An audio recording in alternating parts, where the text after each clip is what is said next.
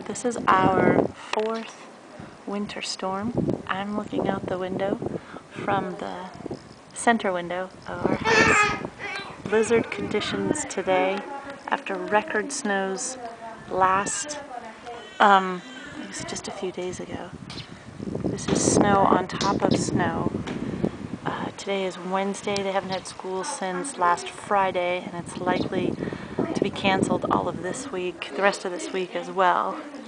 Peter is in London and has been since the 3rd of January. It's been 5 weeks, and now he's saying he won't be able to come home until his birthday. So we are flying solo and snowed in. There's the pilot. I drove it out yesterday, so hopefully that'll work again. Alright, it is windy. It's the first time we've had winds like this. Other times it's just kind of fallen. I'm pretty sure it's still snowing and it's not just blowing around. It's quite something. Nobody's on the streets. I'm going to close the window because snow's coming in the house.